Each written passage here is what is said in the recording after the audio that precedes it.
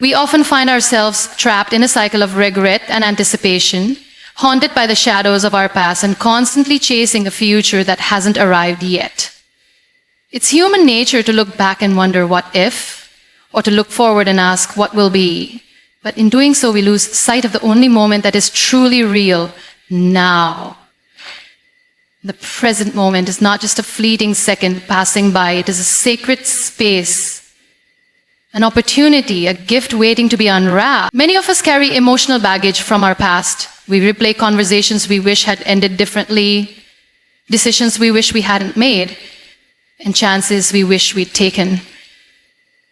The weight of yesterday becomes so heavy that it slows down our steps today. At the same time, we also live in anxiety about the future. We worry about things that haven't even happened yet. Will I succeed? Will I be happy? Will I be enough? These thoughts consume us, and we begin to believe that happiness lies somewhere far ahead, after the promotion, after the perfect relationship, after everything is figured out.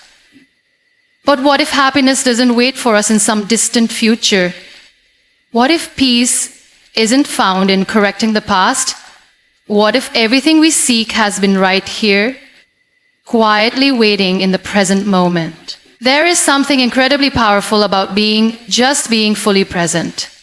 When we pause and breathe deeply into the now, we begin to notice the things we take for granted. The warmth of sunlight on our skin, the sound of laughter, the comfort of our heartbeat. Still beating, still giving us another chance. The present is not just a moment in time, it is a mirror reflecting who we truly are. In this moment, we are not our failures, our titles, or our fears. We are simply alive. And that in itself is extraordinary. When life throws us off course, as it often does, the present becomes even more important. In my own journey, I've learned this truth the hard way. I've had moments where life came to a halt, where the future I envisioned disappeared in an instant. In those moments, all I had was now, and I realized that this now, no matter how broken or imperfect it seemed, was still full of potential. It was still mine. Living in the present doesn't mean ignoring your past or not planning for your future. It means giving yourself permission to be fully alive in this second. It means listening when your child speaks to you instead of scrolling through your phone. It means eating your meal with gratitude instead of rushing through it. It means looking in the mirror and appreciating yourself instead of critiquing every flaw. When we become fully engaged in the present, our experiences deepen. Even the smallest moments become meaningful. We often speak of time as though it's endless, but the truth is, none of us know how much of it we have. And that's not meant to create fear, it's meant to awaken gratitude. Every morning you open your eyes is a gift. Every chance you have to tell someone you love them is a gift. Every failure that brings you wisdom, every challenge that teaches you patience, every ordinary day that becomes beautiful just because you're alive to live it, that is a gift. We just need to slow down long enough to notice. In a world that celebrates hustle, productivity, and busyness, we're taught that doing is more valuable than being. But I've learned that sometimes simply being present, being kind, being grateful is the most powerful thing you can do. Your presence is your power. When you give it fully to yourself, to your relationships, to your purpose, you create moments that are rich and fulfilling. Too often we delay our happiness. We say, I'll be happy when I graduate, when I get that job, when I lose weight, when they love me back. But happiness is not on layaway. It's not something to be earned or delayed. It's something to be lived right now, in the chaos, in the silence, in the imperfection. Sometimes we think that the present isn't enough, that it has to be more exciting, more impressive, more put together. But the truth is, the present is always enough. It's just that we are rarely still enough to feel its fullness. If we constantly live for the next, we miss the beauty of the now. We need to stop measuring our lives by the big milestones and start celebrating the small wins. You woke up today? That's a win. You made someone smile? That's a win. The present is full of these victories if only we choose to see them. There is so much healing in the now. When we return to the present, we return to ourselves. We begin to remember that we are not defined by what we've lost or what we lack, but by how we love, how we show up, how we choose to keep going. The present gives us the chance to forgive ourselves, to extend grace, to start over again and again. Every breath is a reminder that it's not too late, that you're not too broken, that there is still time to live, to love, to grow. You don't have to have all the answers. You don't need to fix everything. You just need to show up to this moment fully, authentically, because this moment right here is life itself, and it is waiting for you to live it. We all carry stories that are often hidden beneath our smiles, stories of pain, of heartbreak, of battles fought quietly when no one was watching. Some of us have walked through fires that nearly consumed us. We've been bruised by the weight of life, disappointed by people we trusted, and shattered by dreams that didn't come true. And yet, here we are, still breathing, still standing. Maybe not without scars, but with strength shaped by everything we've endured. Our scars, both visible and invisible, are not signs of weakness. They are proof that we've lived, that we've felt deeply, and that we've survived.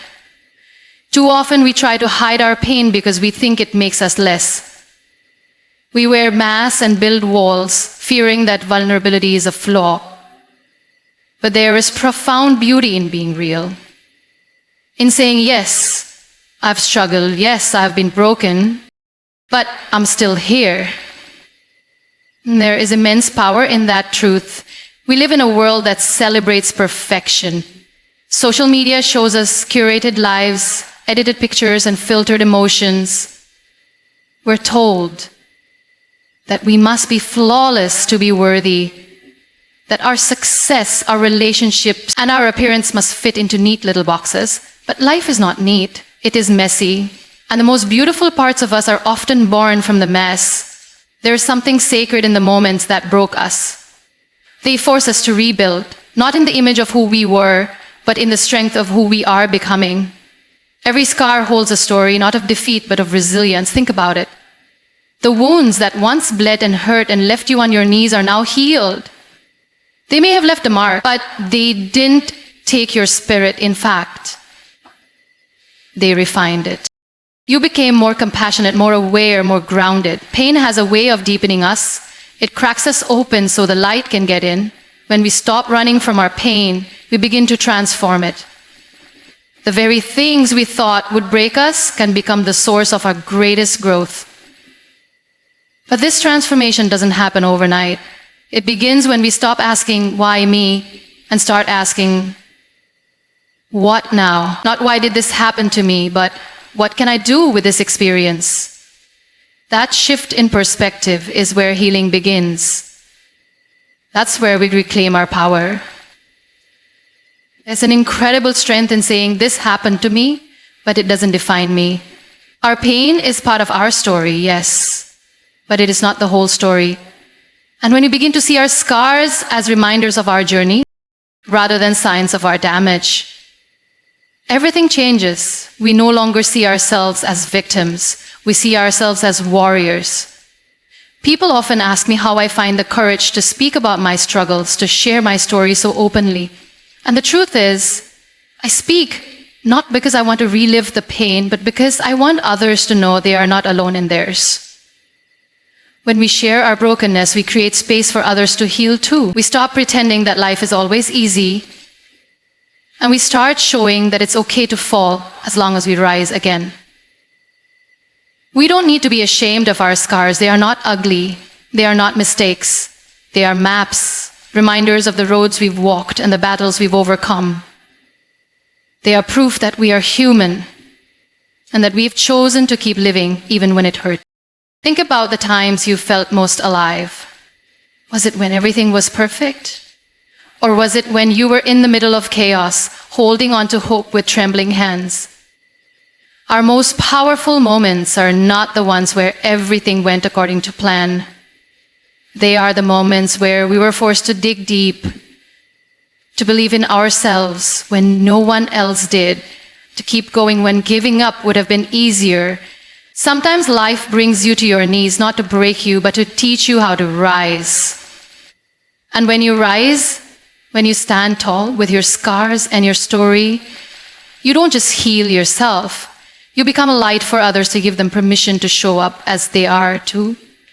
We spend so much time trying to fit into someone else's idea of strength. But true strength isn't loud. It isn't aggressive. It isn't about never falling. It's in the quiet decision to keep going. It's in choosing grace over bitterness. It's in forgiving others, and sometimes, even more importantly, in forgiving yourself. It's in saying, I may not be who I used to be, but I am proud of who I am becoming. You are not the sum of your failures. You are not the pain you've experienced. You are the courage it took to keep loving after heartbreak. You are the resilience that bloomed in the ashes of disappointment. You are the tenderness that survived the storm. And yes, healing is a journey. Some days will be heavy. There will be moments when the memories resurface and the wounds feel fresh again. But you are not back at the beginning. You are simply being reminded of how far you've come. And you've come far, much farther than you give yourself credit for. So let your scars remind you, not of the pain, but of the strength it took to carry it. Not of the fall, but of the rise that followed. You are still here. You are still breathing. You are still growing. And that is something to be proud of. In a world obsessed with appearances, perfection, and external validation, the idea of purpose often gets buried beneath pressure. We feel we must have it all figured out, every step mapped, every goal crystal clear. We believe we must wait until we are ready, until we are confident, until we are successful, until we're perfect. But that mindset only holds us back from living with meaning. Because the truth is, purpose doesn't require perfection. It only asks for presence, authenticity, and the courage to begin with what you have, where you are, just as you are. You don't need to be a flawless version of yourself to be impactful. You don't have to look a certain way, speak a certain way, or have a certain resume to inspire someone else. The world doesn't need more polished perfection. It needs real people telling real stories. People who show up with their doubts, their fears, their messy lives, and open hearts. Purpose begins when you stop trying to be everything and instead choose to be fully you. We often wait for the perfect moment to start something important. We think, I'll pursue that passion once I'm more confident, or I'll help others once I've fixed myself. But life doesn't work like that. The perfect time will never come. And more importantly, it doesn't need to. What matters is showing up. Imperfect, unsure, and still willing. That is where true purpose begins. Purpose is not a destination. It's not something you stumble upon after years of chasing. It's not hidden in a job title, a degree, or a bank account. Purpose lives in the choices you make each day.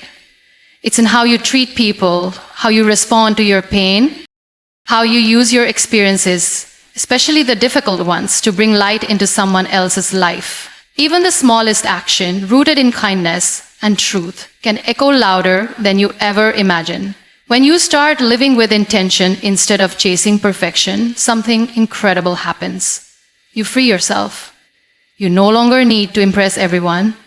You no longer feel the need to compete or compare. You begin to understand that your worth was never attached to how perfect you appeared, but how honestly you lived. The pressure to be perfect creates a cage. It keeps you from speaking up because you're afraid you'll say the wrong thing. It keeps you from creating because you're afraid it won't be good enough. It keeps you from loving fully because you fear rejection. But when you embrace the idea that your voice, your heart, your essence is enough, You unlock a power far greater than perfection. You unlock purpose. Living with purpose means being led by meaning rather than image. It means waking up and asking not, how can I impress the world today, but how can I be of service? How can I add love to this space? How can I show up as myself? And let that be enough. Your life has meaning not someday, but now, not when it looks like someone else's idea of success, but even now, in the mess, in the struggle, in the uncertainty. The very parts of you that you think disqualify you might actually be what make you the most relatable, the most powerful, the most human. Your vulnerability is not a weakness, it's a bridge. When you live with purpose, you realize that your flaws don't diminish your impact, they deepen it. Purpose invites you to take your pain and turn it into compassion. It asks you to turn your failures into lessons, your struggles into stories, and your experiences into empathy. You may not always know where you're going, and that's okay. Purpose doesn't require a map. It simply asks you to walk with integrity, to move with love, and to trust that each step forward matters, even when it feels small. It's easy to believe that your story doesn't matter, that someone else is more talented, more accomplished, more worthy. But no one else has your voice. No one else has your exact experience, your soul, your heart. And that is your superpower. You are not meant to live someone else's version of success. You are here to live your truth, and in doing so, light the way for others to do the same. There is extraordinary beauty in ordinary moments when they are lived with purpose. A conversation that brings comfort, a smile that lifts someone's spirits, a quiet decision to keep going when everything in you says to stop. These may not be moments that go viral, but they are the moments that change lives, yours included. We often think we need to wait until we are better to be useful. But what if you're already enough? What if the fact that you've struggled, learned, and still choose to show up, that you still choose kindness, still choose hope, it's already proof of your purpose. The people who have touched my life the most weren't the ones with perfect resumes or flawless exteriors. They were the ones who spoke with sincerity, who showed me their wounds and their wisdom, who were brave enough to be real. Purpose is not a performance. It's not about proving your worth. It's about knowing that you are worthy. And from that truth, choosing to live in alignment with your values, your passion, and your truth. You don't have to scream to be heard. Sometimes purpose speaks in wisdom. Sometimes it's in simply being present for someone. Sometimes it's in choosing peace over perfection. So don't wait for the perfect version of yourself to appear. Don't wait until you feel confident, qualified, or successful. Purpose does not wait. It lives in every word of encouragement you offer. Every time you forgive, every time you stand up for what is right, every time you get up and try. It lives in the quiet strength it takes to be you, in all your imperfection and all your light. When you show up as you are, you give others permission to do the same. You create a ripple effect, not by being perfect, but by being present. And in that presence, you become a source of hope, of healing, of realness in a world that gratitude is often seen as something we practice when things are going well. When life feels generous, when the sun is shining, and when everything falls into place. But the most powerful kind of gratitude is not the one that flows in times of ease. It's the one that rises from the depths of difficulty. It's the kind that emerges when nothing makes sense. You're standing in the middle of your pain and you choose, not because it's easy, but because it's necessary to say, even here, there is something to be thankful for. Life has a way of breaking us open. Loss, disappointment, failure, and heartbreak don't knock politely. They arrive uninvited and leave us feeling raw and vulnerable. In those moments, the last thing on our minds is gratitude, but that's where the secret lies. Gratitude, when practiced in our darkest moments, doesn't deny our pain. it transforms it. It doesn't ask us to pretend everything is okay. It asks us to find meaning in the chaos. It asks us to shift our gaze from what's missing to what's still present. There's a quiet kind of power that grows when you start to see pain as a teacher rather than a punishment. When life has knocked you down and all you can see is the wreckage, gratitude is the voice that gently says, "You're still here, and that means there's more for you." It doesn't erase the struggle, but it helps you see that the struggle is shaping something within you. It reminds you that strength isn't always loud and heroic. Sometimes it's simply choosing to breathe, to rise, to try again. We don't often talk about how gratitude can be revolutionary. It has the power to change the way you move through life. When you stop waiting for perfect circumstances and begin to notice the beauty in imperfection, you begin to reclaim control over your mindset. You begin to write a new story, not one of helplessness, but one of hope. Imagine waking up not with the weight of what you lack, but with the awareness of what you still have. Your heartbeat, your breath, your voice, the people who love you, the lessons you've learned, the resilience you've built. These are not small things. They are everything. And when you begin to notice them, life becomes fuller, not because your circumstances changed, but because you did. One of the greatest gifts pain offers us is perspective. Before adversity, we move quickly, taking things for granted. The ability to walk, to laugh freely, to feel joy without fear.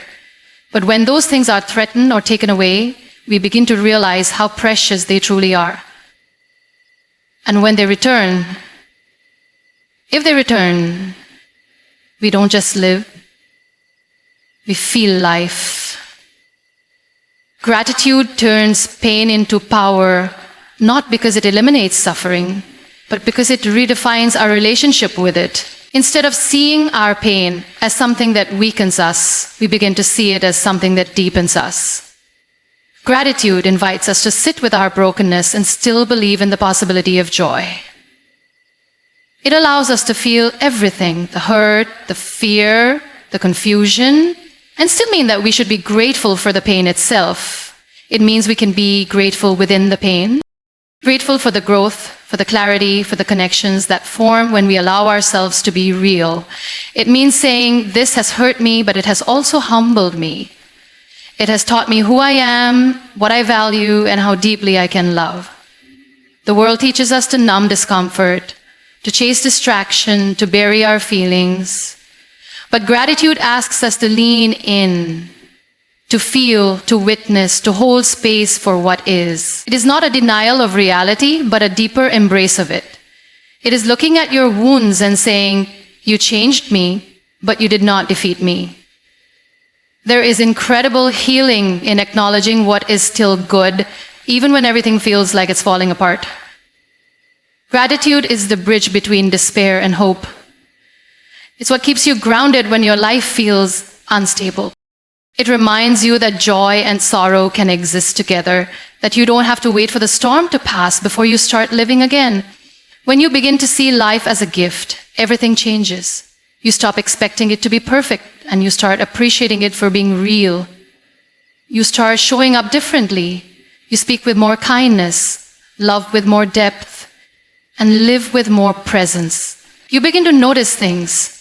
The way sunlight spills across your room, the sound of your loved one's laughter, the quiet strength in your own survival. Sometimes, the greatest form of gratitude is simply saying thank you for this moment. Not because it's ideal, but because it's yours. Because you are alive to experience it, to learn from it, to grow through it. And when you do that enough times, those small moments become the foundation of a deeply fulfilling life. Gratitude isn't about settling. It's not about pretending you don't want more. It's about finding enough in the now. It's about knowing that you can pursue growth while still honoring the beauty of what already is. It's choosing to see each day as a new beginning, each challenge as an invitation, each breath as a blessing. There will be days when gratitude feels out of reach, when grief is too heavy, when disappointment is too sharp. On those days, don't force it, just breathe. Sometimes the most honest form of gratitude is simply not giving up. It's continuing to show up, continuing to hope, continuing to believe that even here, there is something worth holding on to. And over time, gratitude becomes less of a practice and more of a posture. It becomes the way you move through life, not ignoring pain, but refusing to be defined by it. Not chasing happiness, but choosing it. Not waiting for perfect peace, but creating it within. That is the power of gratitude. It turns your pain into wisdom, your suffering into softness, your endurance into empowerment. It turns ordinary days into sacred ones, brokenness into beauty, and uncertainty into a path forward. It reminds you that life, imperfect, unpredictable, and deeply human, is still always a gift. So as you stand at the crossroads of your journey, carry gratitude with you, not just for the good days, but for the hard ones that shaped your strength. Let it remind you that every moment, even the painful ones, has meaning. You are not here by accident. Your story, your scars, your spirit, they all matter. Life is not waiting to be perfect before it begins to be beautiful. It is already unfolding right now in all its mess and magic. And when you choose to see it through the lens of gratitude, you realize the present truly is your greatest gift.